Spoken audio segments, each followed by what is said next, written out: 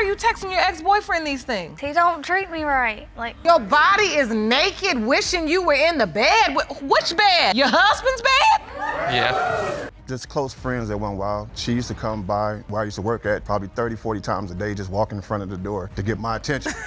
You know, we did mess around, but it was never a relationship. Handed me $100 and went up to talk with my mom. Came, but this time my relatives were there. Spoke with my relatives. They knew, and I was able to recognize from the first time that I met him that was the guy that my mom pointed out to me was my father. Miss Yarbrough previously proved in court that Credell Jones, a member of the Chi-Lites, was her biological father. Now she's teaming up with her brother, Michael Jones, in a new courtroom drama to prove that Mr. Triplett is not their sibling, aiming to protect their father's precious musical legacy and estate. Things are just heating up. Wait till you see what's next. In this very courtroom to prove that the late Chi-Lites member Credell Jones, your biological father, Michael Jones, is your brother. The results from that case prove that Credell Jones is your father. Stand united together to protect your father's legacy and musical estate, proving that Mr. Triplett not your sibling. All right, let's dive into this juicy bit. Mr. Triplett is throwing a curveball, claiming Credell Jones is his dad and hoping for a warm welcome from Miss Yarbrough and Mr. Jones after the DNA test results are in. Mr. Jones is skeptical because of their age difference and his parents' seemingly rock-solid relationship during his early years. Stay tuned, the plot thickens, and it's about to get even spicier. You've always known that Mr. Credell Jones is your father,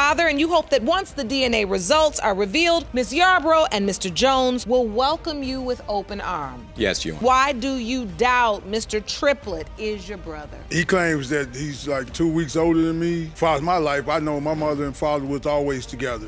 Hold on to your seats, folks. Mr. Jones is standing his ground, sharing that his father signed his and his brother's birth certificates, firmly disputing Mr. Triplett's sibling claim, who lacks similar proof on his own birth document. As the tension builds in the courtroom, prepare for the atmosphere to get even more electrifying. My father was there, my mother was there. My dad signed his name on my birth certificate. So you're saying growing up, you were the oldest child? Yes, 50 years. You say your father signed your birth certificate, both of which list Credell A. Jones as father. Now, this is getting interesting. Mr. Triplett shares some sparse yet poignant memories of Credell Jones, who seemed more like a mysterious figure than a dad. Complicating his claims even further, as he lays out his sporadic interactions, we're about to see how these puzzle pieces fit into the larger family drama. You won't want to miss what comes next. I've only met him twice. The first memory of meeting him, I was kind of pat me on the head, handed me $100 and went up to talk with my mom. Came, but this time my relatives were there. Spoke with my relatives. They knew, and I was able to recognize from the first time that I met him that was the guy that my mom pointed out to me was my father. Here's a twist you didn't see coming. Miss Yarbrough recounts her own courtroom saga of proving her paternity and voices doubts about Mr. Triplett's motives, hinting at a potential cash grab due to the estate's value. But hold your horses. There's more to this story. Watch how it unfolds. Did you ever hear that in addition to yourself, there were other children? I mean, the only ones that I've heard of were Kubi when I got here, but I've never heard of him. I don't know where he come from. Now here we are again, you know, somebody claiming that they're rightful heir, whatever. And then, I mean, if you are, that's fine. And now for a bit of expert wisdom. Mr. Fred Buggs chimes in with his take on Credell Jones's lucrative music legacy, hinting at the potential for numerous unrecognized claims stemming from the free-spirited 70s lifestyle of musicians. As we digest this expert insight, the stakes are about to go through the roof. We are here on another paternity matter connected to Credell Jones of the Chi-Lites. Can you shed light on that for us? Sure can. You had a couple of great stand-up singing groups during the 70s. Chi-Lites out of Chicago. Bunch of #1 songs that has been done throughout the years. Publishing has got to be well into the millions. Feel the tension as secrets start to unravel. Mr. Jones opens up about his quest to connect with his father's legacy, shedding light on the emotional roller coaster that comes with uncovering familial truths from Credell Jones's past relationships. The anticipation is mounting, and the big reveal is just around the corner. I haven't seen my dad since I was 3 years old, 1972.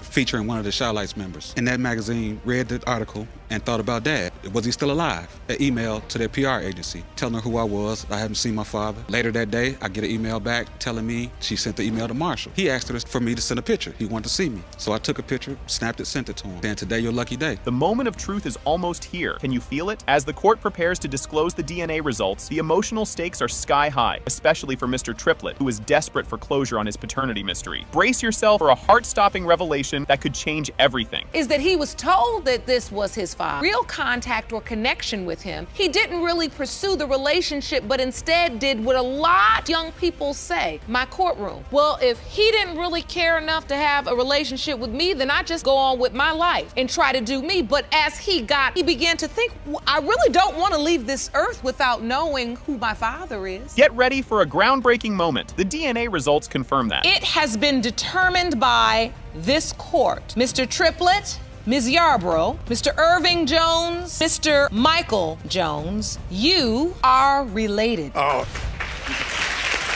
Can you believe we just started and it's already this juicy? Miss White opens her case by stating her need to prove the paternity of her 3-year-old daughter, Savannah, to her husband. She admits to previous infidelities and hopes that confirming Savannah's paternity will mend their fractured trust. Hold on to your seats because this roller coaster is just taking off. You've opened your case because the only way to save your marriage and family is to prove to your husband that 3-year-old daughter, Savannah. Yes, Your You admit you've cheated in the past, but husband will trust you again. Is that correct? Yes, Your Honor. The tension is mounting. Mr. White dives into the painful doubts that have plagued their marriage, fueled by neighborhood gossip and his own social media sleuthing. The emotional strain has escalated the marital discord to breaking point, and guess what? It thickens even further up next. Because when it first all come about to where she was having an ex-boyfriend, I had neighbors tell me he was coming over, and then I started doing the snooping on Facebook, seeing where his location was, and then we got into an argument one night. He showed up, and that's when I knew there was something happening. Call him if we're arguing. And the plot thickens. Miss White reveals the deeper reasons behind her infidelity, citing abandonment issues due to her adoption. Desperate for more affection and public acknowledgement from her husband, she lays her emotional cards on the table. The emotional ante is upped even more in the following testimony. But I have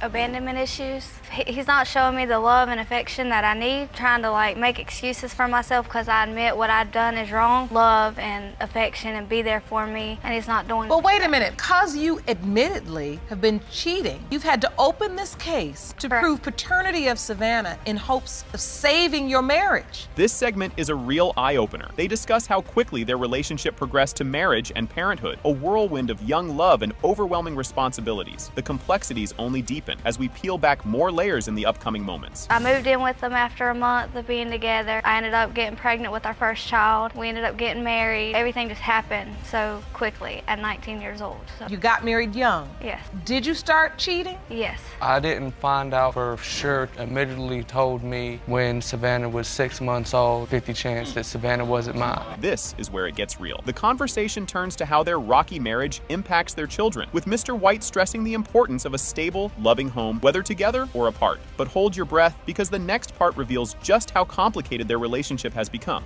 And at the same time, it was kind of a relief because for a fact that it was actually happening, it wasn't just, oh, it's an assumption, I don't know. I think more than anything that I was more hurt. Done got attached to her. 6 months old, was there for the whole 9 months. I was the one that cut I've been there for all my kids. I work to provide for my kids because I want them to have a better life than I did. You won't believe what's coming up next. Miss White's ongoing infidelity is starkly highlighted through damning text messages to an ex-boyfriend, further exposing the depth of her betrayal. The emotional fallout is about to explode. Watch how it unravels. Why are you texting your ex-boyfriend these things? He don't treat me right. Your body is naked, wishing you were in the bed. Which bed? Your husband's bed? Yeah. You submitted another text message? Oh, this is another guy. This is not the ex-boyfriend's name. Laying here horny, and you say, Miss White, I know me too. And then you forgot the other O on two.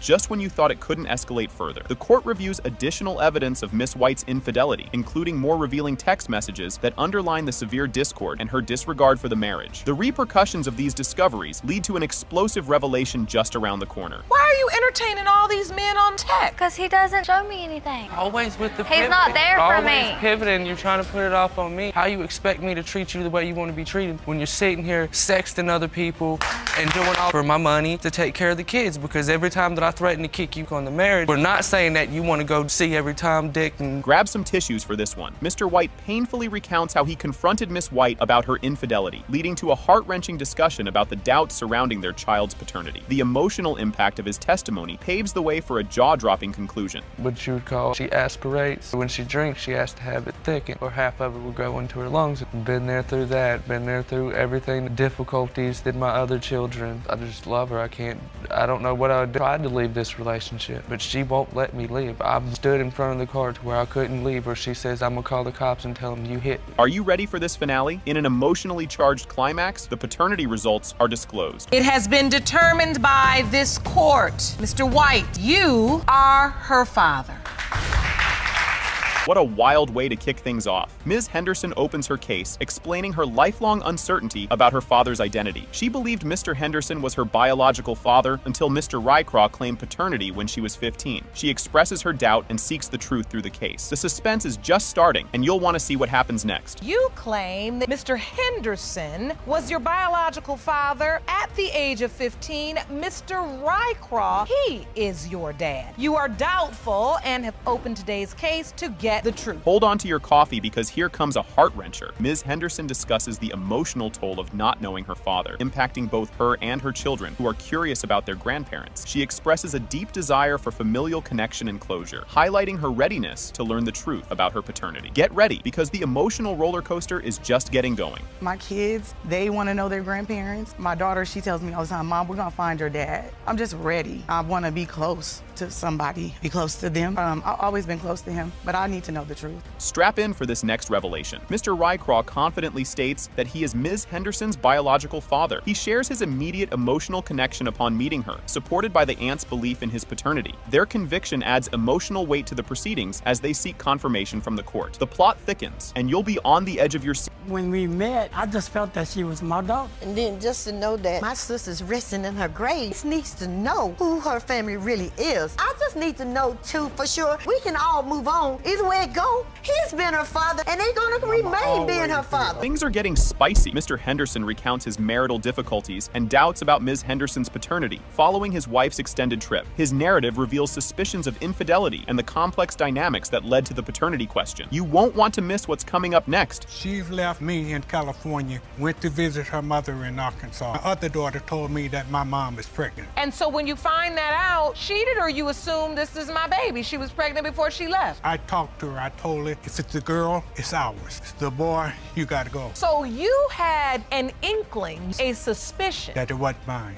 Are you on the birth certificate? No. Grab your popcorn. This is a good one. Ms. Henderson describes her first meeting with Mr. Rycroft, arranged by her aunt, which was emotionally positive. However, her mother's later comments sowed doubts, complicating her feelings and the narrative of her paternity. Things are about to take an even more dramatic turn. She told me to come meet my dad, and we held each other. I asked my mom after that about him. I don't know why William thinks he's your dad. The last time I was with him, I was 18, and I had you when I was 25. My sister, when it comes to telling the truth on certain things, they'll beat around the bush. And like she didn't answer him when she came back, she didn't tell her the truth either. Here comes the juicy part. The episode deepens with revelations about family secrets and affairs, suggesting a tangled web of relationships and hidden truths surrounding Ms. Henderson's birth, adding layers to the paternity mystery. Brace for impact, because the revelations are just getting started. Tired of just beating around the bush, not saying nothing about it. So I went on and told her, do you want to meet your daddy? So you called her that day? I want to meet his daughter. I called him, and he came to Revival, and I said, you want to meet your daughter? We want to hear from you. What was that day like? I'm just astonished about it. I believe she's my daughter. Karen went back to California. I believe she was pregnant. Buckle up for this bombshell. It has been determined by this court. Mr. Henderson, you are not the father.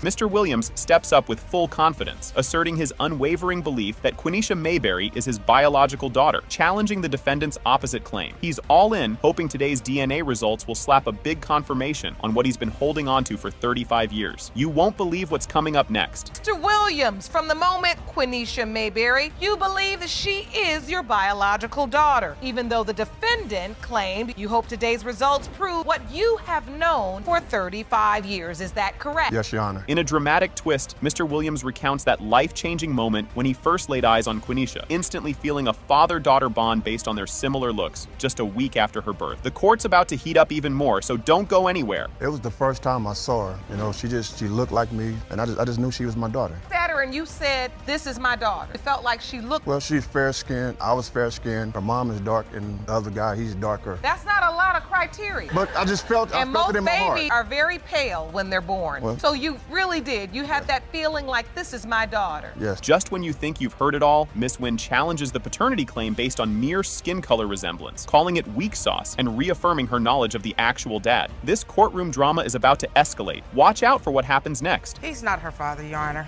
Color don't mean nothing, because he light-skinned and the other guy is dark-skinned. That don't prove that he's her father. It sure doesn't. I know who's her father. It's not Stanley. You'll get a kick out of this. Mr. Williams dives into a backstory of their once close-knit friendship turned brief romantic fling, which Miss Wynn shockingly claims to have no recollection of. The surprises are just getting started. Wait till you see the reaction from the crowd. Just close friends at one while. She used to come by where I used to work at probably 30, 40 times a day, just walking in front of the door to get my attention. You know, we did mess around, but it was never a relationship. So how long did this sexual relationship last? 4 or 5 months, something like that. How do you remember your relationship with Mr. Williams? Can you take me back? I don't remember. Get ready for a jaw dropper as Miss Wynn emphatically states she does not remember any romantic escapades with Mr. Williams, despite admitting she used to stroll by his store just to catch his eye. The story takes a wild turn soon, so keep your eyes peeled. No, Your Honor, I do not remember. You remember walking past the store and trying to get his attention? So you remember both of you all were young and you remember walking past trying to get his attention? Shoe shine probably about 10 times a day. That's what he said. 50 times a day. Maybe more. And so what Still don't prove he's the father. Can you handle more? Listen to Mr. Williams describe taking baby Quenisha to family gatherings, seeking his mother's confirmation of their resemblance. As emotions stir, anticipate even more revelations just around the corner. The first time I took her home to my mom, and I asked my mom, I said, "Do she look like me?" And my mom said, "Yeah, that's your baby, Stan." How old was she? She was months old. I used to go And you get her came a lot. and picked up a newborn baby. Yes. And he wasn't no newborn. Yes. He ain't got no pictures with her being a newborn. It was once I came and got her for like my nieces and nephews' birthday parties. I used to go get her so she can come and play with the other kids. And I would keep her the duration of the party. As emotions swirl, Quenisha speaks up about growing up without feeling a connection to the man on her birth certificate, intensifying the courtroom's atmosphere. The emotional stakes are high, and there's more heart-tugging drama ahead. Man that signed my birth certificate, met him like twice. I don't feel like we have a connection. I really don't feel like that's my father. And you've only seen him like 2 times. And that was when I was like 18, so. That to her. I'm still mom and dad. You've been a mom and probably a really great mom here if you were the dad and could really fill those shoes. And just when you think it's all figured out, the DNA test results drop like a bomb. It has been determined by this court. Mr. Williams, you are not the father. Mr. Rajat claims his wife went on a little adventure while he was away, and then, boom, she's pregnant soon after he returns. He's now demanding a paternity test and a lie detector test to get to the bottom of this baby drama. Stick around, because you're not going to want to miss what comes up next. It's a bit teary. Mrs. King Rajat spills the beans on how her husband's denial of their daughter Destiny is shredding their family vibe. She details the disparities in how he treats their other kids compared to Destiny. You'll want to see how Mr. Rajat wiggles his way out of this one, coming up shortly. You might need a genetics textbook for this next bit. Mr. Rajot is hung up on hair and eye colors, bringing out a family tree diagram to prove his point about Destiny not fitting the mold. Get ready for a family tree shakeup in just a moment. I may stay distant a little bit, due to my concerns, but I treat her the same as all the other children. Right now. And here she goes on the defense. Mrs. King Rajot stands her ground, denying any extramarital escapades. She admits to chatting with other guys, but insists it was all above board. Fasten your seatbelts, because Mr. Rajot's reaction is just around the corner. Talk about awkward medical news. Mrs. King Rajot drops a bombshell about contracting an STD while pregnant, pointing fingers at Mr. Rajot's fidelity, or lack thereof. As you reel from that, stay tuned to see how Mr. Rajot scrambles to defend himself. The courtroom was buzzing with anticipation as Miss Looper started her tale. Miss Looper recounts her initial impression of Mr. Diaz as a respectable churchgoer and family man, which drastically changed after they started a relationship and she discovered his true character. She describes the early days of their connection, filled with shared interests and activities, which later soured due to trust issues stemming from Mr. Diaz going through her phone. What unfolds next will turn the drama up a notch, so brace yourself. You say you thought the defendant was a church-going family man. Turned out to be anything but. You claim that after giving birth to your twins, Brayley and Bishop, fathering your baby. Mr. Downs, you say Looper carried on a secret relationship behind your back up until she found out she was pregnant. There is no way you are the father of her twins. As jaws dropped around the room, the plot thickened dramatically. During the court hearing, Mr. Diaz expresses his disbelief that he could be the father of Miss Looper's twins, citing her ongoing interactions with other men. Miss Looper admits to not completely severing ties with other relationships when they started dating, which fuels Mr. Diaz's doubts about paternity. The situation escalates when Mr. Diaz finds incriminating messages on Miss Looper's phone, leading to a major confrontation and trust issues. Just when you think it can't get more convoluted, the next twist is a real doozy. I found the perfect family man, but I soon found out that was when we first met. Mr. Downs was amazing. He went to church, and as soon as we talked, like our music, everything vibed. Like it was great. Then we ran into some problems, and I did have a lot of open doors. Open doors. So you still had other relations you had not quite cut off. Absolutely. This was 2 weeks after we started hanging out. Hold on to your seats, because here comes a curveball. The relationship dynamics change significantly after Mr. Diaz discovers the messages on Miss Looper's phone, impacting their interactions and plans for a future together. Miss Looper reveals she was pregnant shortly after the incident, which temporarily brought them closer again. Despite the turmoil, Mr. Diaz participates actively during the pregnancy, indicating a temporary reconciliation. If you thought this was wild, just wait until the babies come into the picture. Into the day you saw the phone. What was going on? How did you even have her phone? Just something told me to pick up the phone, and I did it. And I'm looking through the phone. I'm like, and I bring it to her, and I'm seeing messages from other dudes and all this other stuff. So I'm like, what is this? Messages are just trying to, hook up with her and like stuff like that. So Is she accepting the advancement? Yes, Your Honor. I was in the process of closing those doors. No, you don't close the door by saying, yeah, we can have sex. That's opening the door. Here's where things get even spicier. At the birth of the twins, Mr. Diaz's doubt resurfaces, especially when he sees the lighter complexion of one of the twins, Bray. He requests a DNA test immediately, but shows a connection with the other twin, Bishop, whom he feels resembles him more. This moment highlights Mr. Diaz's mixed feelings and his struggle between doubt and desire to be a father. Buckle up, because the emotional roller coaster is about to go off the rails. I just sent him a picture of the pregnancy test. And what was his response? I don't remember his exact response, but I just remember him being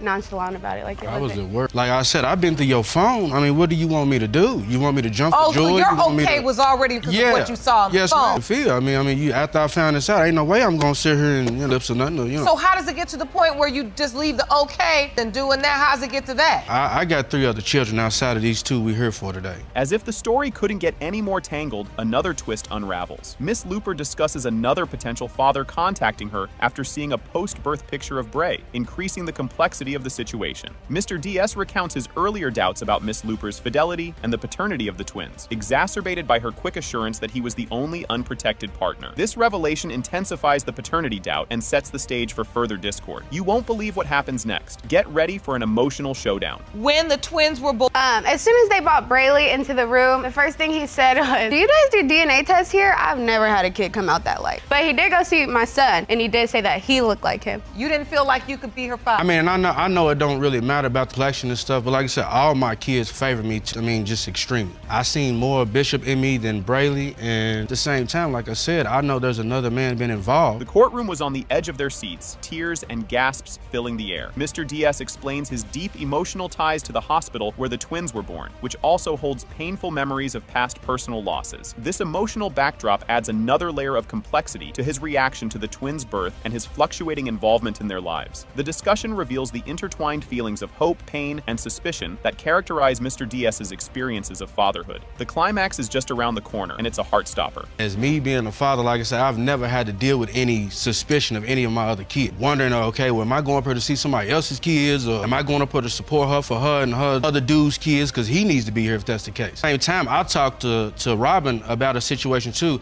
I also lost 2 of my other babies in that very same room that she was sitting, and I told her it's hard for me to deal with that. That's the first thing that goes through my mind, is me losing my other 2 daughters. As the tension builds to a fever pitch, everyone's waiting for the next bomb to drop. The court session progresses with testimonies about the immediate post-birth period, during which Mr. Diaz's doubts prevent him from signing the birth certificate. The emotional distance between him and Miss Looper grows, culminating in her decision to move back to California, amid unresolved paternity and trust issues. The truth is about to be revealed, and it's a game changer. He knows my face, he knows who I am, and Brayley does too, to an extent, but it's just something about son, man, when I see him, and it's like he just... And you feel this because the twins are fraternal twins, right? So knowing this adds to your belief. Essentially, you're the father of only one. Yes, ma'am. This is fascinating. This is it, the final revelation that will shake the courtroom to its core. The paternity test results are revealed.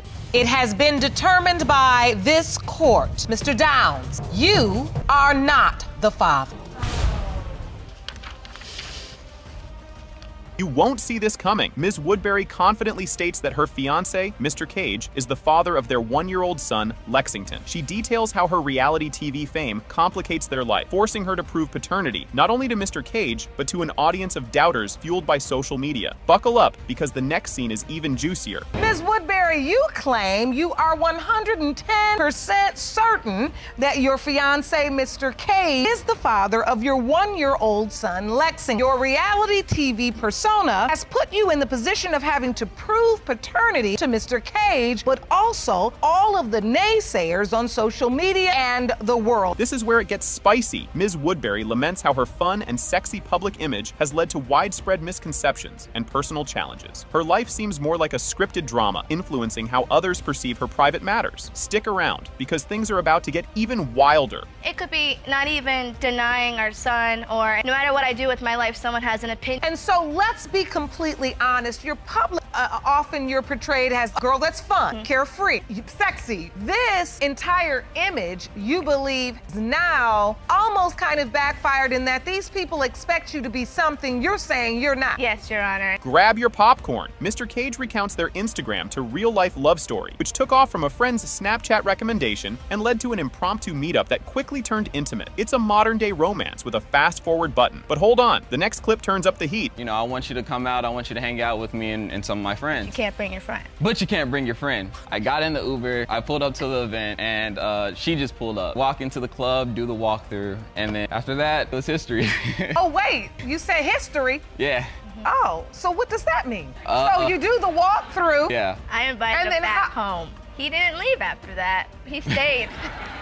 Get ready for a curveball. Persistent rumors and gossip continue to cloud Mr. Cage's mind about Ms. Woodbury's loyalty, thanks to their circle of not-so-helpful friends. Each whisper adds more fuel to his fiery doubts, and just when you think it can't escalate further, the next revelation drops. People were always telling me, they were just like, even some of her co-stars, they were just like, hey, listen, don't trust Kaylee, she's out there. Birds of a feather flock together. So it was just like, oh, if you're hanging out with them, you must be... So were you out there, Miss Woodbury? Tell what was going on? I was having fun. I'm 21, I'm having fun. I'm going out dancing, partying. Yeah, I'm partying. Talk about a plot twist. The plot thickens as Mr. Cage brings up a music artist who bears an uncanny resemblance to him, stirring up the paternity pot even more. This doppelganger dilemma triggers more than a few awkward conversations. But don't wander off. The storyline takes another twist just ahead. There was a artist and scarily resembles me. It's kind of weird. We resemble each other, and everyone thinks so as well. They talked all the time. She says, about what? We don't talk about all the time. What? Music. I don't know, because I never checked. But the things that he was saying and some of my family members were very disrespectful, and you just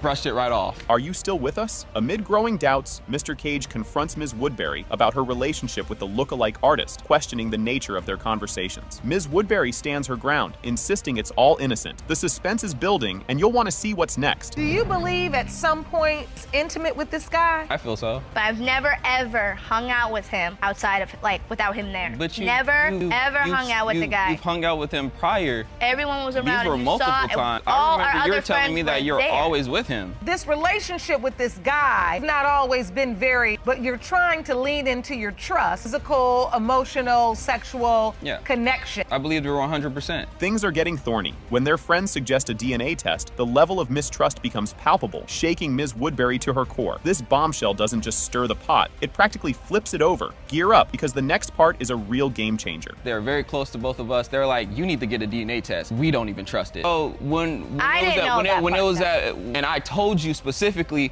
that me and this person sat down because she couldn't film. Yeah, you remember that now, don't you? And she told me. I didn't know about the DNA She told me thing. everything. She told me not to trust you, how not to trust you and the guy. She told me all of that, and she told me to watch out. How will they bounce back? Judge Lake points out that Ms. Woodbury's public image is complicating their personal life and casting doubt on her relationship. The emotional fallout is real and raw. Fasten your seatbelts, because the ride isn't over yet. What it seems like to me is this public persona was affecting your relationship. Very much so. And especially when it's my child, like our child, and you're gonna deny him, like, it hurts, because there are fathers out there that, and they still deny it, and I obviously I don't. Like, you could 110% look, that's his, gosh. That's his child. Can it get any more intense? The focus shifts to whether little Lexington looks more like Mr. Cage or the mysterious music artist. Ms. Woodbury tries to dispel the doubts with a comparison of features. The tension is palpable, and the next moment will have you on the edge of your seat. Daquan has big eyes. He says he don't. He do. And I got small little eyes. I got colored eyes. Lexington has brown eyes. Naturally, I have blonde hair. I dye it all the time. Pin straight hair. Ms. Woodbury, I don't want to interrupt you, but I want to say there are certain lyrics in this courtroom that are familiar. When you start singing a song about, and C says he's got dimples and he's got dimples. He's got an eye and he's got an eye. Right? Here's the big reveal. The court session reaches its peak as Judge Lake announces the paternity results. It has been determined by this court. Mr. Cage, you are the father. Thank you.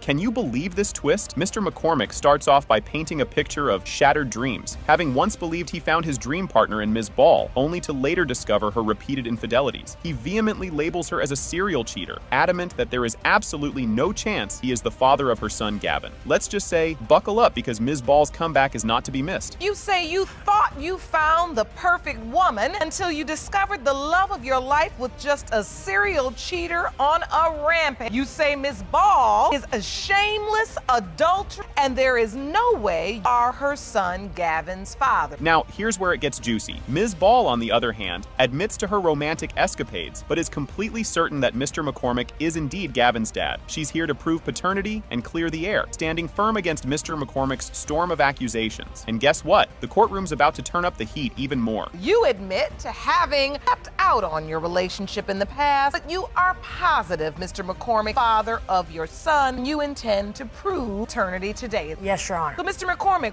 what do you mean she's a serial cheater? This backstory might raise some eyebrows. The judge digs into how their love story began at a seemingly innocent party, which quickly escalated to them moving in together. They reminisce about the good old days with a nostalgic glow, despite the chaos that followed. Just wait, the narrative twists in the next segment are something else. Nature of your relationship, how did it begin? We saw each other at a party, and when I first saw him, I was physically attracted to him. And so I started talking to him. I asked him if he wanted to hang out. I said, where can we hang out? And he said, you can go to my house. And we've been together ever since. All right. Prepare for a roller coaster of emotions here. Mr. McCormick shares the deep hurt and confusion over possibly not being Gavin's father, his doubts fueled by Ms. Ball's early infidelity. He even brings an exhibit to court to visually prove his claims of her ongoing cheating. And just when you think you've seen it all, the next exhibit really throws a spanner in the works. It really hurts, because I'm a softie. She cheated early in a relationship, and it just kind of put doubt with it, in my mind throughout. Gavin, there's no way that could be a bond and not be father and son. I've even brought some examples. You brought an exhibit? I brought an exhibit, Your Honor. Please step up. Let's review that exhibit. Yeah, Cross? Yes. Well, Your Honor, this is how you catch a serial cheater. And it just keeps getting wilder. The exhibit reveals footage of Ms. Ball with another man, which Mr. McCormick interprets as undeniable proof of her betrayal. As he details these supposed clandestine encounters, the courtroom buzzes with anticipation. What comes next? Well, it's a doozy. I kind of stayed back, and then I was following her. I saw her getting to a truck. Strange guy. He was like 25 years old. Why would you let me get in? Okay, strange guy. That's the strange guy. Okay. Truck. I asked her who it was. Said it was another family member, which I know is like 2 years old. He doesn't wear his hat sideways, and so it was a young guy. A young guy. Yeah. And you believe she was cheating. I mean, what else would you be doing? Why else would she lie about it? And she was actually before she took off. That's the reason I'd followed her. This part is a real game changer. Ms. Ball drops a bombshell by admitting to the affairs and the possibility of another man being Gavin's father. This confession is a turning point, revealing the tangled web of their relationship and raising serious questions about paternity. You'll want to see Mr. McCormick's reaction in the upcoming segment. It's quite something. There was a time I came home from work, and there was a text message on the phone. I picked up the phone, pretended to be Miss Ball, and texted some sexual stuff. They texted back. I texted, can we do the same thing that we did last time we hung out? And he said some things, and that's when the picture of the junk came through.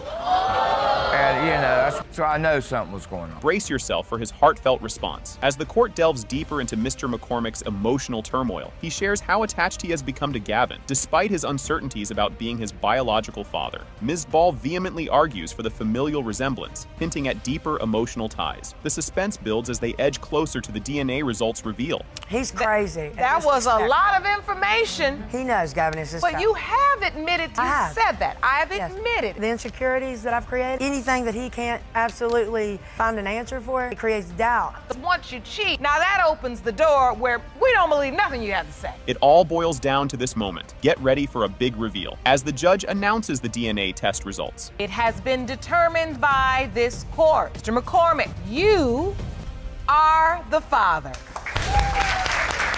Thank you.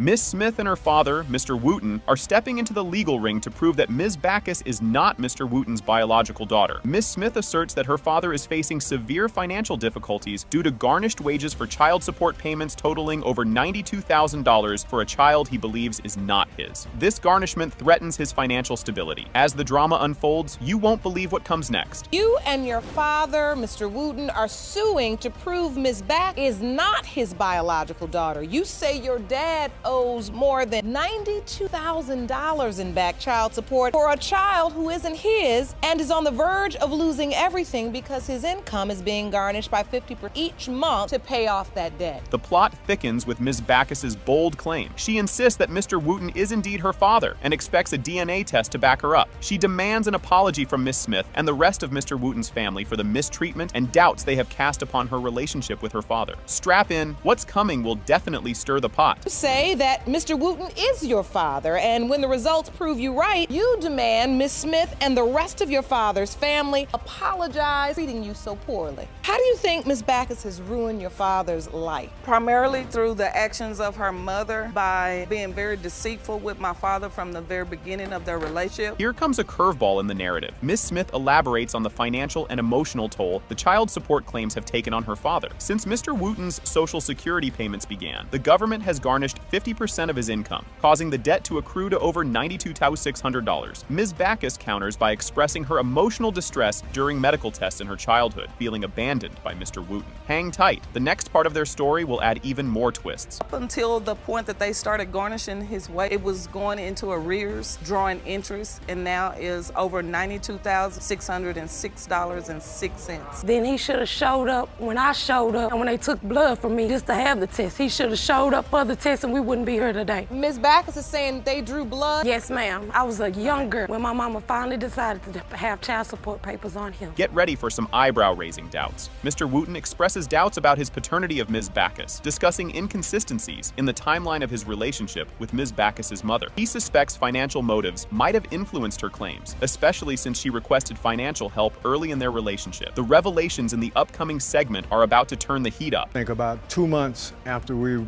been together, she said she was pregnant. 4 months after we was together, we broke up. Well, Daddy, you and Mama got two different stories, and I'm coming to find out today. Miss Daniels is a liar. So, Mr. Wooten, you're saying the relationship was 4 months long? And once she was 4 months pregnant with her, I realized that most of the things that she was only interested in, me helping her financially. And one of the first things she asked me 1 month after we was together. As if the waters weren't muddy enough, further details of Mr. Wooten's brief relationship with Ms. Backus's mother are revealed, including conflicting stories about the duration of their relationship and the circumstances surrounding Ms. Backus's conception. This adds to Mr. Wooten's doubt about being the father. The courtroom is about to get even more heated, so keep your eyes peeled. And she told me you had said that you wanted another child. Yeah. That's what was told to me. But you're telling me something different, so that's why we're here today. When I met your mother 3 weeks into knowing her, she wanted to know why. She told me together a whole year, and then I was born a year later. I'm not even feeling nothing that y'all saying right. That's why I brought y'all here, and we finna find out the truth. Adding a sprinkle of 21st century drama with social media. Ms. Smith discusses how social media has complicated family dynamics, showing evidence of Ms. Backus, claiming familial ties based on social media interactions and public posts that deepen the familial dispute. The evidence that's about to be thrown down next is pure gold. Don't miss it. Her kid found me on Facebook a couple of years ago, was praising me. I'm glad. Ooh, we found out. Oh, you the lost child. And Miss Backus sent me a Facebook request, and I accept because I did know her. After I accepted the friend request, then she would post up pictures online.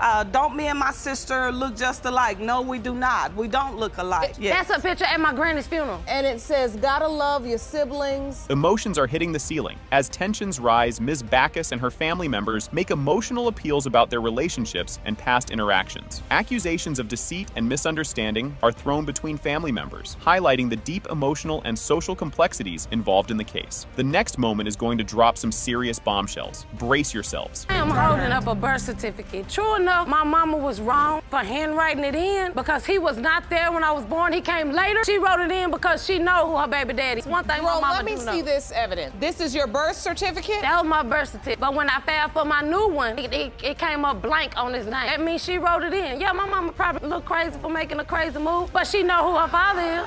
The moment of truth is upon us. The judge reads the DNA test results, which reveal that Alondria Backus, Mr. Wooten Jr., you are not her father.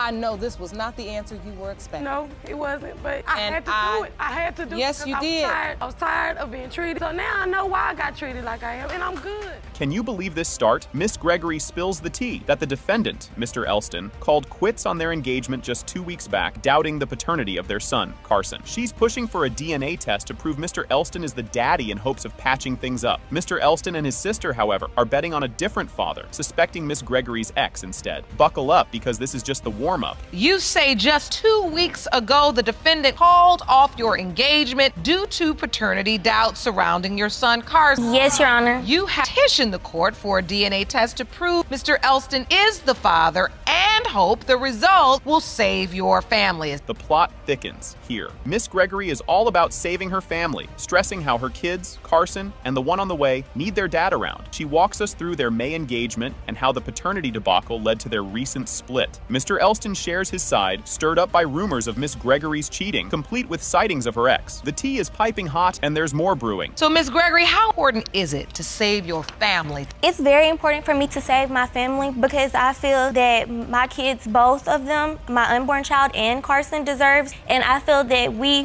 got engaged in May. He broke up with me 2 weeks ago because of paternity issues. So I feel that we need to get this all cleared up. Now it gets juicy. Mr. Elston dives into his trust issues, fueled by chatter about Miss Gregory's alleged affairs, which he personally investigated while out of town. His sister backs him up, claiming she caught the ex's truck parked at Miss Gregory's spot. Miss Gregory counters, puzzled over which truck they're even talking about, given her apartment complex parking situation. Strap in, the roller coaster of accusations is just getting started. It was, people calling me and texting me, telling me that she's cheating or either somebody's in the driveway. I work out of town. I'm like, I do stuff like I send people over there to check on just to make sure she's not doing nothing. And multiple people told me that they caught her ex in the driveway, caught his car there. Your Honor, I'm actually the one who caught her ex in the driveway. My brother was out of town. He's a hard-working man. Oh, the drama unfolds. The court digs into how Miss Gregory and Mr. Elston first connected while both were still playing the field with others. Soon after their first rendezvous, bam, pregnancy hits, complicating their not-so-fairy tale. Watch how this tangled web they weaved gets even knottier in the next bit.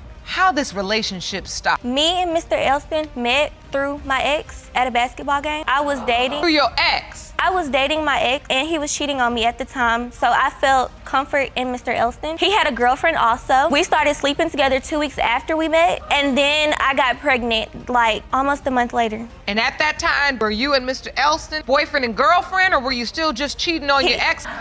You won't want to miss this episode. Amid an emergency C-section, Mr. Elston throws a curveball by doubting the newborn Carson's paternity because he looked too white to be his. Despite earlier wanting to pass on his last name, he bails, leaving Miss Gregory in a lurch. The saga of trust issues is far from over, folks. Was Mr. Elston at the hospital? He came to the hospital the second day. I had to have an emergency C-section, so I was in the hospital for 5 days. He came the second and begged for me to give Carson his last name. You cannot give my son your last name right now. No, Your Honor, I was in the hospital all happy, because I was expecting to be my first child. Like, I walked in all happy and we sit down, take a picture, and I looked at him Your really exact closely. words was, he's too white. And That's exactly what he said. And they're back at it. 3 weeks post-birth, Mr. Elston pops back into the picture, leading to an engagement. Just when you think they're on the mend, bam! Doubts about the new baby stir up a fresh batch of drama. The plot's about to thicken, so keep your eyes peeled. 3 weeks after I had Carson, he started coming around more. So we ended up getting into a relationship, got engaged, and we was doing good. And then I got pregnant in June. I'm pregnant now, and he just doubts this baby, and more doubts are coming up from Carson. He's asking me for an unborn DNA test and stuff because he doesn't trust me. Otherwise, it wouldn't be any doubt. Things like what? She's actually posted a picture with another dude around the time she was supposed to be pregnant by my brother. Hold on to your popcorn. Courtroom confessions turn the case on its head, with Miss Gregory admitting to liaisons with other men during critical times. The thread of fidelity unravels with every text and post, climaxing with a spicy revelation of a Valentine's Day threesome. threesome. Next up, the moment we've all been waiting for, DNA results.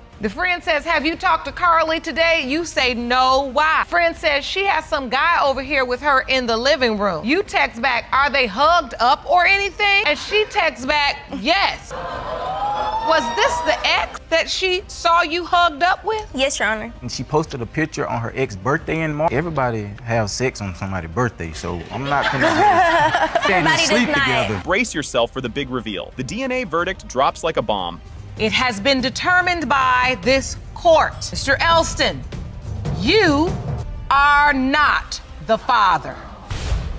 I'm sorry, Mr. Elston, you are not Carson's biological father. Buckle up, folks, here we go. Judge Lake begins with a heavy dose of reality, summarizing Ms. Rayford's claim. After Mr. Freeman convinced her to have his child, he abruptly ditched her to return to his fiancée and started denying the paternity of her 8-month-old son, Terry. What's Mr. Freeman's side of the story? Let's find out. You say that after begging you to have his child, Mr. Freeman abruptly left your relationship, returned to his fiancée, and started denying your baby. Yes, it is. Just when you think you've heard it all, Ms. Rayford confirms the messy situation. Mr. Freeman counters, dismissing Ms. Rayford as just a brief fling and accuses her of playing the field, adamant that there's no chance he could be Terry's father due to her liaisons with other men during their time together. The plot thickens. What will the judge say to that? You say Ms. Rayford was nothing more than a who is now obsessed with you and your fiancée, Ms. Triplett. You claim that during your brief time, Rayford, she was sleeping with multiple men, and there is no way you are her son's father. Correct, Your Honor. You won't believe your ears. Things heat up as the conversation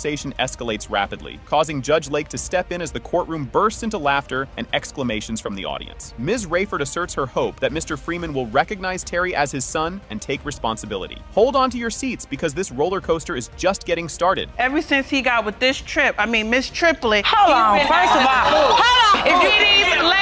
Ladies. All right, I'm awake now. That erupted from 0 to 100 in less than 1 second. Let's bring it down a notch. I just want the world to know today that this is his son, so he can step up and be the man he needs for his first child, his son, Terry Michelle, and the name needs to be changed to Freeman. Can this get any more intense? Ms. Rayford makes a heartfelt plea for Mr. Freeman to connect with his son, highlighting Terry's lovable nature and Mr. Freeman's responsibility as a father. Meanwhile, Mr. Freeman continues to deny paternity, highlighting his reluctance to accept responsibility. Just wait till you see what's next. More fireworks ahead. This woman dictates to you about be there for your son. You like to clown, your son will love it. He loves to laugh and play. Play with him and not me. He knows he's a father. It's not an issue of paternity. It's an issue of him being responsible. As the tension soars, Judge Lake shows some heart. She allows Ms. Rayford to express her frustration, offering a sympathetic ear to her plight. Ms. Rayford's anguish is evident as she insists on Mr. Freeman's paternity, despite his persistent denials and minimal involvement in Terry's life. Fasten your seatbelts. The courtroom's about to explode. Why you're upset, and I'm letting you kind of scream it out because I can see how frustrated you are. I am. I really am. I want to hear from Mr. Freeman. Being irresponsible to this child, is this because you do not believe Terry is your biological son? I don't believe he's my son. I tried multiple times to come to Trina's house and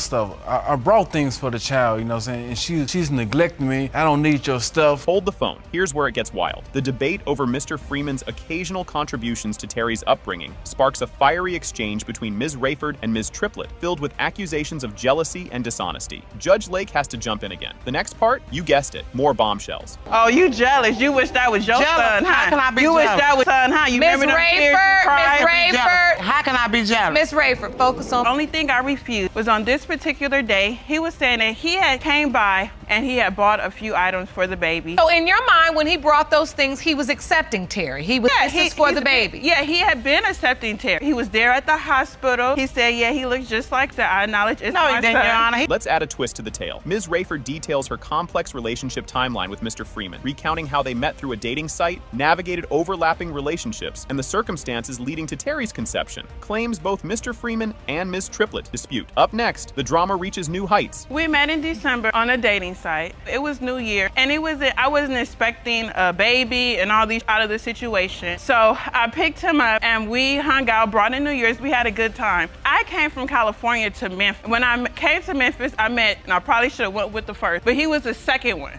Hang on, there's more to unpack. As Ms. Rayford stands firm on her pregnancy story, Mr. Freeman and Ms. Triplett cast doubt on the timeline and validity of her claims, adding layers of complexity to Terry's paternity saga amid their ongoing relationship issues and Mr. Freeman's dealings with both women. Brace yourselves. The revelations just keep coming. Your Honor, she was not pregnant before she went to California. Okay, stop. Now this is where it gets in. Were you with Mr. Freeman during the time that in February? Yes, ma'am, You I all was. had started dating and having sex. Yes. Rayford, when you went to California, you were already pregnant. I never saw proof that she was pregnant. She never told you she was pregnant. Never told me. You think that was wild? Check this out. The DNA results are finally revealed. It has been determined by this court. Mr. Freeman, you are not. Keep hope alive.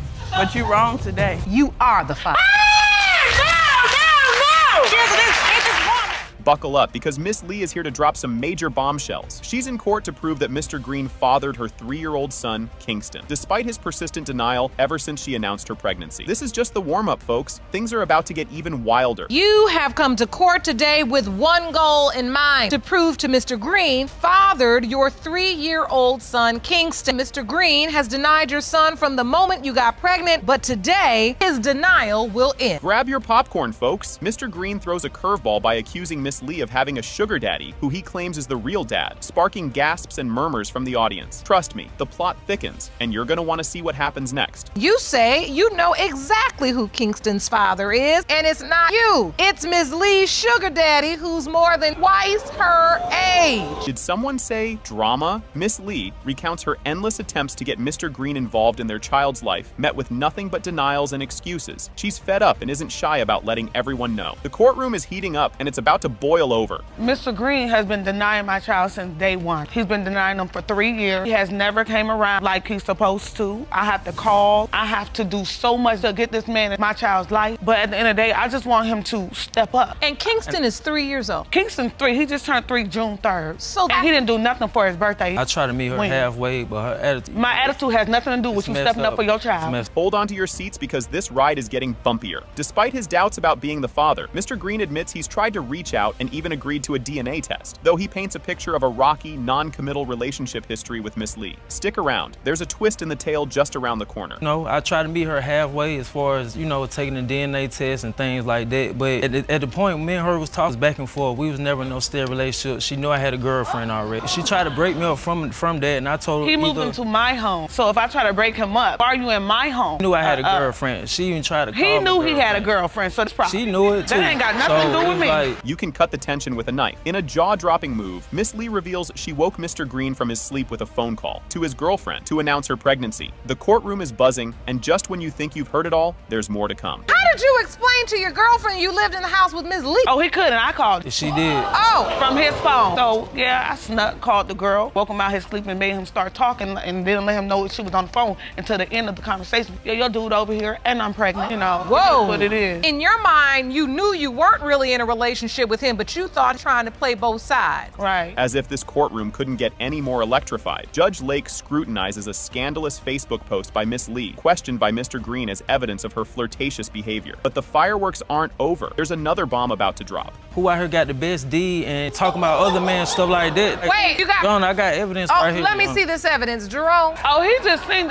You submitted to the court Facebook post from Ms. Lee that say, is it wrong to have choices on men all on the first day just in case the D ain't good? Just asking. Oh, that's a question. And you submitted another question, raise of hands. Oh, the irony. Miss Lee openly admits to going to great lengths, including romantic entanglements, just to get Mr. Green to spend time with Kingston. Desperate times call for desperate measures, right? Keep watching, because this soap opera isn't over yet. I can count on my hands how many times he has seen his child. How I made him come, we end up sleeping in a hotel together. You know what I'm saying? So he can watch his child. I mean, I'm trying to make him be a father. So you're at the point that you've even had to sleep with him? Right. That's not true, Young. You got a smirk on your face, Mr. Green. Because he knows. No, because I went over there, but we didn't do nothing. We did something. Guess what? There's a sugar daddy in the mix. And no, it's not as scandalous as it sounds. Miss Lee clarifies that her long-term financial benefactor hasn't been a romantic partner. Just when you think you've seen it all, the stakes get even higher.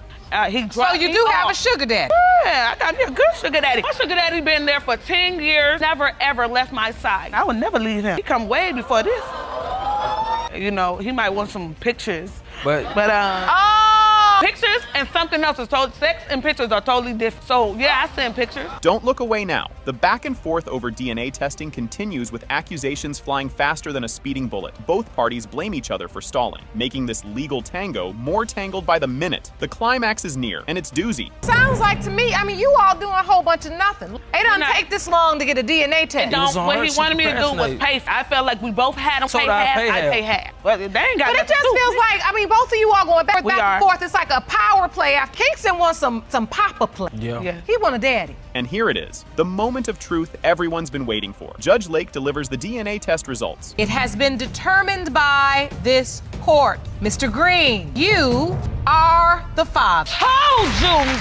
I told you! Look at him! Look at him! Can you believe we're actually starting this? The case Puckett vs. Macon kicks off with Ms. Puckett claiming Mr. Macon fathered her child while juggling a relationship with his current girlfriend, Ms. Glover. Ms. Puckett demands a DNA test to establish paternity, asserting that both kids from these tangled relationships are named Stephen Macon Jr. Just when you think it can't get more complex, keep watching. Ms. Puckett, you claim the defendant, Stephen Macon, fathered your child while in a relationship with his current girlfriend, Ms. Glover. You claim you can prove he got you pregnant at the same time, and now you both have 2-year-old children named Stephen Macon Jr. You're asking the court for a DNA test to prove that Mr. Macon is the biological father of your 2-year-old son. Did that exchange really just happen? Mr. Macon counters Ms. Puckett's allegations, suggesting she's a veteran at this, with multiple children by different fathers, yet he denies being one of them. He acknowledges a past fling with Ms. Puckett, but insists they used protection, albeit unsuccessfully. This sequence lays bare Mr. Macon's shaky defense amidst the convoluted saga. Brace yourself, the plot thickens even more from here. She got 5 kids by 5 different baby dads. And you could be the 6th. No, I ain't. We ain't have sex till like 3 months after. I wouldn't even have sex. But you did have sex me with her. Me and my Miss Glover, we wasn't together at the time. Did you use protection? Yes. Before we even had sex. 3 weeks after I met her, she got my name tattooed on her neck. You got his name tattooed on your neck 3 weeks after we ain't you even met her? had sex yet.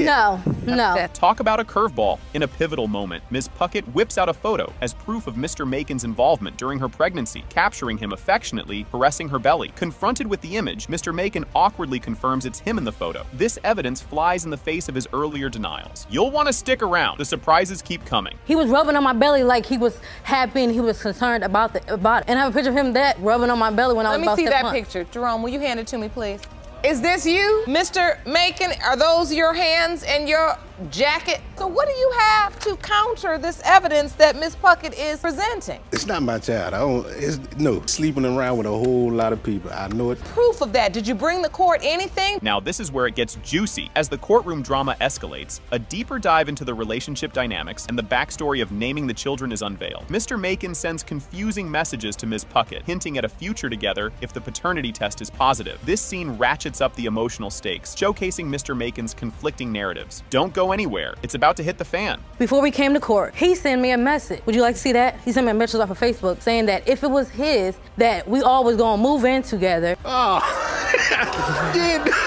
Her baby and my kids, we all gonna move in together if it was his. Then he sent me another one, said if it was his, it come out to be his, that we was gonna make love to the sunrise. If he is, like I said, I'll apologize to him. Who knew court could be this chaotic? Ms. Glover takes the stand, adding her twist to the tale. She recounts her own detective work and confrontations, painting Mr. Macon as less than truthful. This segment underlines the messy, interwoven relationships and the emotional turmoil bubbling among all involved. Next up, the tension reaches a boiling point. I said, I hear you. I said, open the door. Next thing I know, I click, the lock. She didn't hit the lock. She got smart because I was about to walk up in there, but she got smart. I don't need no case. So she hit the lock. I'm like, I hear you in there. You might as well come out here. So you're not answering the door. I already know what it is. So I go back out to the car. He looking nervous because he don't know what happened. You went to confront her. Yes, as a woman. Because a man gonna lie. Feel like he can get away with it. A man gonna lie. So you went to figure out from him. Because I didn't heard your names. You know what I'm saying? And I knew we was going through things. And now for the grand finale. The climax hits with the DNA test results. It has been determined by this court, Mr. Macon Sr., you are his father. Buckle up, this is a wild start. Ms. Wilson brings us into the chaos immediately after her son's tragic death a month ago, with a whole lineup of women claiming he fathered their children. She's pretty convinced these claims are more about cashing in on Social Security benefits than genuine paternal connections. You won't believe how this spirals. Ms. Wilson, your son died tragically just 1 month ago. You say that since then, a flood of women have come forward with claims that he fathered their children. You believe they are trying to pin their children on your son in an effort to get Social Security. Things are heating up now. Ms. Felix and Ms. Brown drop a bombshell of confidence, claiming with no doubt whatsoever that Ms. Wilson's late son is definitely the daddy of their kids, eyeing those survivor benefits like a treasure chest. They're 100% sure, and so the plot thickens. Just watch how the tension builds from here. You both state that you are 100% sure that Mrs. Wilson's deceased son, Mr. Marquette Dames, is the biological father of your children and are fully entitled to survivor's benefits. Here comes a heart-wrencher. Ms. Wilson dives deep into the tragic details of her son's demise, laying bare her soul and her struggles. She's on a quest for truth amidst a sea of paternity claims, seeking closure in a situation that seems to keep her from finding peace. The emotional roller coaster is just getting started. When they took him, they took a part of me too. They ripped my heart out. I just buried him July 30th. It's not easy for me as a mom losing a son, and I just want to know who's his kids, who's not his kids, because everybody's talking about they got kids, and I only want to know so I can have closure for myself. Can anyone keep up with this? With a staggering revelation, we learn that not one, not two, but 11 women are staking their claim as the mother to her son's children. The audience can barely handle it, and frankly, neither can we. But stick around, it gets even juicier. It's 11 people. We're talking 11 kids here. So, oh my goodness, it's not just these two young ladies, you know. It's other women that's like literally inboxing me. How old is your child? My child is 2. And Miss Felix, how old is your child? 3. Grab some popcorn, this is getting good. Mrs. Felix lays it all out, painting a picture of a loving relationship with the deceased, who was deeply involved throughout her pregnancy. She's baffled by Ms. Wilson's sudden doubts. What comes next will have you on the edge of your seat. Was Marquette a part of your child's life? Yes, he was a complete part of her life. He was there when I was pregnant. He made sure I was doing right while I was pregnant. Was the one providing me the food. He went to every doctor's appointment. He was there throughout the whole thing. She also knew about it. She used to come to my house. We used to play cards, you know, and hang out. So we were in a serious relationship. So are you wondering now why she's questioning the paternity? I don't understand why someone do all the things you did for my daughter and then be questioning her paternity. You thought it was dramatic already? Well, hold on to something, because Ms. Wilson just turned the drama dial up to 11. She spills the beans about her son's secret doubts regarding the paternity of several kids kept under wraps till now. The next part? It's a doozy. My son confided in me, and I promised my son I wouldn't say anything. Before my son died, we was talking for the past 6 months before he passed away. He had doubt about several kids. Her baby was one. Darielle baby was the next one. He told me not to say anything to anybody about it, so I kept it a secret between him and I. Fasten your seatbelts. Here's where it gets rough. Ms. Wilson accuses Ms. Felix and Ms. Brown of rushing to the Social Security office even before her son's funeral arrangements were set. It's a low blow full of grief and accusation, and the atmosphere is charged with emotion. The confrontation is far from over. Before he even got buried in the ground, called the Social Security office to get claims. He wasn't even in the ground. Funeral arrangements wasn't even ready. They wasn't even put in place. And these two did that. I didn't hold it against them. I didn't hold it against them at all. At the end of the day, it's my child. They didn't care about my grief at that present time. They didn't care because it was all about the money to them. It's not all about him. Just when you think it couldn't get more heated, Ms. Wilson and the alleged mothers go head to head in an explosive confrontation about actions taken right after her son's death. Accusations fly like arrows in a battlefield of words. What happens next will definitely raise some eyebrows. I'm a very emotional person right now. I have not grieved my son since he died. I'm trying to deal with other stuff. I just want to know who kid, who not. My son gone. They got their kid. Okay, I'm missing a child. That's wrong, you know what I'm saying? I'm just only trying to find out the truth. Miss Felix, does Marquela know her daddy's missing? She's used to seeing him. Has she asked for him? Every day. And now, the moment you've all been waiting for, like the final scene of a thriller. The DNA results are in. It has been determined by this court, Mr. Dames is the father. Here's where the plot thickens. Ms. Jasmine Degree, supported by her fierce mom, throws a curveball by claiming her life took a major turn at age 9 when she learned that Mr. Little might be her real dad. Mr. Little is adamant that he's not the father, confidently asserting 100% certainty. Just when you thought it couldn't get more intense, the next scene will knock your socks off. Ms. Degree, you say your whole world changed when you were just 9 years and your mother revealed to you that your dad was not biological father. Mr. Little was your father, yet claim he's denied you ever since. Say you are 100% certain you are not her father. You were intimate with her mother. You are certain it was months before she became pregnant. You won't believe this one. At just 11 years old, Ms. Degree bravely reached out to Mr. Little, seeking answers about her dad, only to be hit with a "we need a DNA test" response. The audacity, but hold tight, because what comes next will really stir the pot. When I was 11, and I told him who I was, who my mother was, and what I believe. He don't know, he need a DNA test, he don't think so, and... Mr. Little, you told an 11-year-old needed a DNA test? Yes, I did. Straight to an 11-year-old? Yes, I did. Talk about awkward family calls. Mr. Little recalls the baffling phone call from young Jasmine, his confusion palpable as he pushed for a DNA test without a second thought to her feelings. As the tension builds, get ready for the emotional temperature to rise even further. We need to take a test to find out. Did you know who she was? No, I didn't know who she was. This is my first time seeing her. I ain't know nothing about her.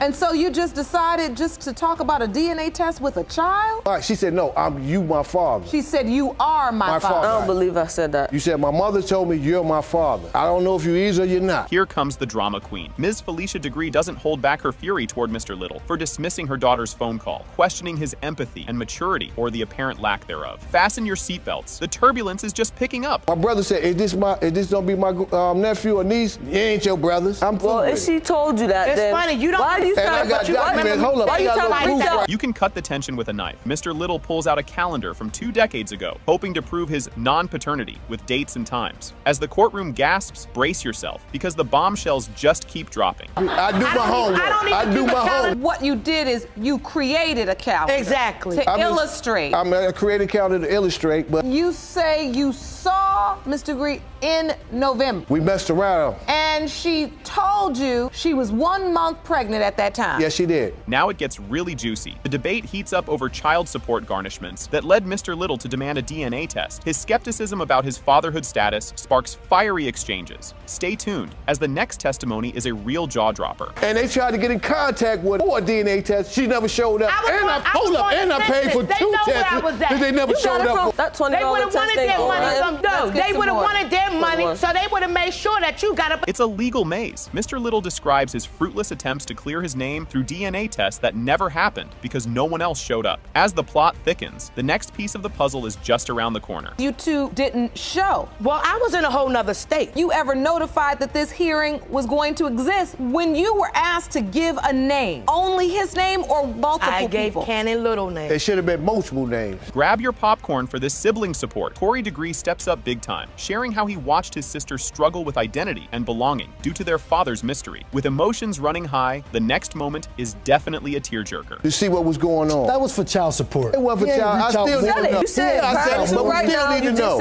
And so, if you knew for certain she was your daughter, she'd have been right there with me. Like I got her like my kids have been. You know, I would have took her in just like my kids, showed her my family. And here it is, the moment of truth. DNA results are in. Mr. Little, you are her father. This my father.